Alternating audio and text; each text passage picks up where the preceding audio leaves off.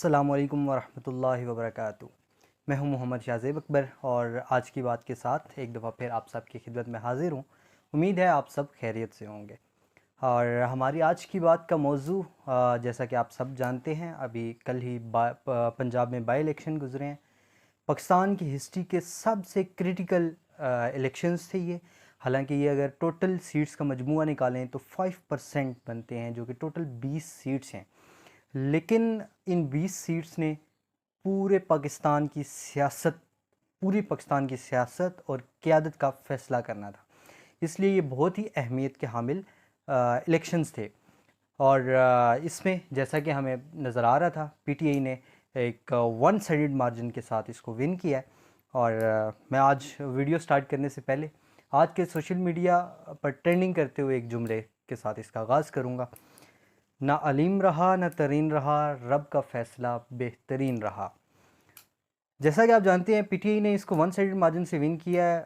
PTI ने इस time 15 seats अपने नाम की हैं, 4 नून लीग के नाम रही और 1 इंडिपेंडेंट रही। और आज की इतलात के मुताबिक जो इंडिपेंडेंट विनर था उसने नून लीग में शमूलियत इख्तियार कर ली। इस तरह इस टाइम नून लीग की जो सीट्स हैं वो 4 से 5 हो गई और पीटीआई की 15। लेकिन आज इलेक्शन कमीशन ने एक नोटिफिकेशन जारी किया है रावलपिंडी के हल्का PP7 के बारे में। PP7 में कल बड़े मुतनाज़ा इलेक्शन हुए, जिसमें शाम तक तकरीबन 10:30 के लगभग तक इलेक्शन बेहतरीन अंदाज में जारी थे। पीटीआई को 3200 की लीड हासिल थी, लेकिन अचानक से आरटीएस सिस्टम में प्रॉब्लम हुआ। आरटीएस के बाल होते ही ये जो 3200 की लीड थी ये 450 की लीड पे आ गई। और इस तरह देखते देखते लास्ट जो पोलिंग स्टेशन था उस पे आके फ़ैसला हुआ और राजा सगीर जो कि नून लीग के कैंडिडेट थे, पीटीआई से मुनर्रफ होकर नून लीग में गए और नून लीग के टिकट पे इलेक्शन लड़ा। उनको 49 वोट से फतह हासिल हुई, जिसको आज पीटीआई के कैंडिडेट कर्नल अवान शबीर साहब ने इसको चैलेंज किया और इलेक्शन कमीशन ने इसको कबूल किया।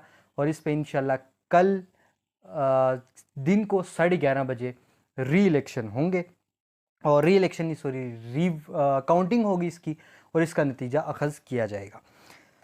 इसके बाद हम आ जाते हैं 2018 पे, जो एक नैरेटिव बना हुआ था कि 2018 के जो जनरल इलेक्शंस थे वो पीटीआई को जहांगीर तरीन और अलीम खान ने जितवाए थे।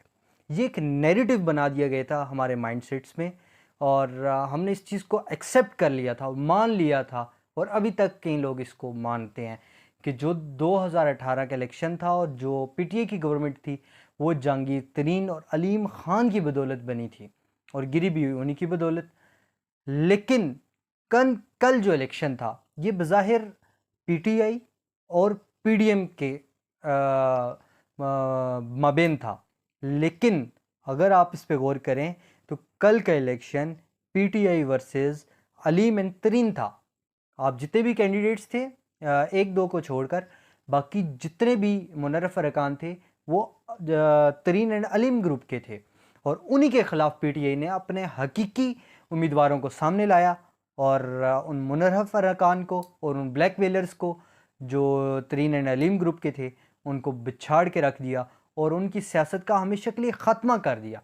और इससे कल के इलेक्शन के बाद एक नई चीज़ सामने आई है कि जो 2018 से एक चीज़ चलती आ रही है कि उस टाइम आरटीएस बिठा दिया गया था और पीटीआई को सीट्स दिलवाई गई थी। लेकिन कल के इलेक्शन के नतीजे को देखते हुए अब जो चीज़ सामने आ रही है, अब जो तज्ज़ियाकार और जितने भी मुक़्तदर हल्के हैं वो इस चीज़ पे बात कर रहे हैं कि जो 2018 का इलेक्शन था उस पे आरटीएस बिठा के पीटीआई की सीट्स को कम किया गया था ताकि पीटीआई को अपने दबाव के अंदर अंडर प्रेशर गवर्नमेंट दी जाए और वो खुल के फैसले ना कर सके। ये अभी एक चीज़ नई सामने आ रही है, इस पे इंशाल्लाह आगे बहुत सी चीज़ खुलेंगी, हमें आस्ता आस्ता पता चलेगा। लेकिन एक बात तो कंफर्म है कि खान साहब की गवर्नमेंट को किसी सपोर्ट की, जैसे कि अलीम एंड तरीन की बातें की जाती थी कि उसके बगैर खान साहब गवर्नमेंट नहीं बना सकते और पता नहीं बला बला पीटीआई ख़त्म हो जाएगी एवरीथिंग, वो नैरेटिव कल दफन हो गया। खान साहब के जो मुखालिफ लोग हैं वो खान साहब के मोतरफ हैं, उनकी सियासत के, उनकी दलेरी के, और पीटीआई की टीम वर्क के मोतरफ़ हैं। इसके बाद कल के टर्न आउट पे बात करते हैं। जो एक चीज़ वाज़िया नज़र आई कल, मेरे ख़्याल से 95% टर्न आउट रहा, जिसमें बच्चे से लेके बूढ़े तक, बीमार से लेके तंदुरुस्त तक, हर आदमी ने अपना वोट कास्ट करने की कोशिश की। वो अलग बात है, कुछ लोग जब पहुँचे तो आगे इलेक्शन कमीशन ऑफ पाकिस्तान के बेहतरीन इंतज़ामात की बदौलत कुछ लोग आगे मुर्दा करार पाए, उनकी वोट्स कास्ट नहीं हो सकी। कई लोगों के जो वोट्स थे वो दूसरे हलके में ट्रांसफ़र हो चुके थे, वो वोट कास्ट नहीं कर सके। तो इस तरह की कुछ सिचुएशन सामने आई, बट लोग निकले, टर्न आउट रहा। 95% जो टर्न आउट था वो कल रहा। कुछ पीडीएम के जो स्पोक पर्सन सहाफ़ी हैं,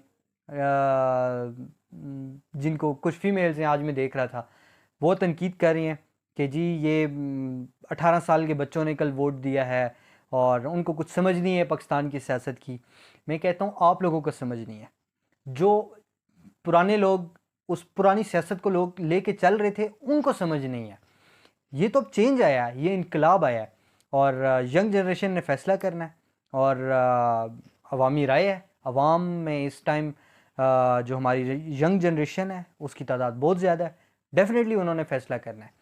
अगर आप जो पहले से चलते आ रहे थे, आप 70 साल में बेहतरीन फ़ैसले कर लेते तो आज पाकिस्तान की नौबत यहाँ तक ना पहुँचती।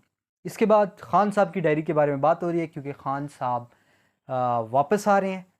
पूरे गवर्नमेंट जो पीडीएम की गवर्नमेंट है उसमें थ्रेट अलर्ट जारी हो चुका है और मुख्तलिफ ज़राए से ख़बरें आ रही हैं कि कुछ दिन की मेहमान गवर्नमेंट, क्योंकि अब जो फेडरल गवर्नमेंट है उनके पास कोई भी सूबा नहीं बचा। उनकी हुकूमत शुरू होती है तरनोल फाटक से और फैज़ाबाद आके ख़त्म हो जाती है। तो उनके पास इस टाइम कोई सूबा नहीं है। वफाक में जितना उनका एरिया है या जिस एरिया पे उनकी हुकूमत है उससे ज़्यादा आई थिंक सीडीए का एरिया होगा। सो वफाक का जवाज़ ख़त्म हो गया, क्योंकि जो नंबर गेम है आपके पंजाब में, वो मैं आपको बताता चलूँ कि पीटीआई और पाकिस्तान मुस्लिम लीग काफ का जो इत्तेहाद है उनके पास इस टाइम 188 सीट्स मौजूद हैं। 186 वोट्स चाहिए, सीट्स चाहिए पंजाब में हुकूमत बनाने के लिए, जबकि पीडीएम गवर्नमेंट के पास इस टाइम 179 वोट्स हैं और एक आज़ाद उम्मीदवार उनमें शामिल हो गया, उनको ज्वाइन कर लिया।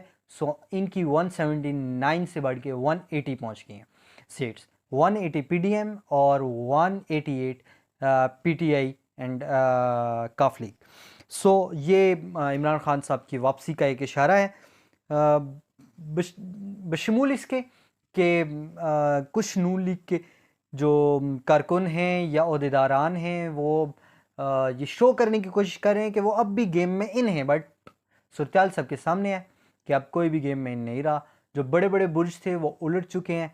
खान साहब की बेहतरीन हिकमत अमली, पीटीआई का great team work, game plan बहुत ज़बरदस्त रहा और इन्होंने वन साइडेड विन किया है और अब ज़ाहिर देखने में यही लग रहा है कि खान इज़ बैक। 22 जुलाई का इंतज़ार है सबको। 22 जुलाई को पंजाब में वज़ारत आला के तख्त के लिए इलेक्शन होने हैं। बज़ाहिर यही नज़र आ रहा है कि परवेज़ इलाही साहब जो पीटीआई के भी कैंडिडेट हैं वो विन कर जाएंगे इसको। लेकिन देखने की सूरत हाल ये है कि मुल्क की सूरत हाल का क्या, मुल्क की सियासत की सूरत हाल क्या है। तो उसके लिए ये है कि हमारे जो ज़राए हैं या हमारे तज़ियाकार हैं उनके मुताबिक वफाक में भी और सूबाई हुकूमतें भी जल्द अपनी असम्बलियाँ तहलील कर देंगी और पाकिस्तान जल्द जनरल इलेक्शंस में जा रहा है। अक्टूबर से पहले पहले इंशाल्लाह पाकिस्तान में जनरल इलेक्शन हो जाएंगे, जो कि सबको पता है कि जनरल इलेक्शन ही इन मसाइल का हल है।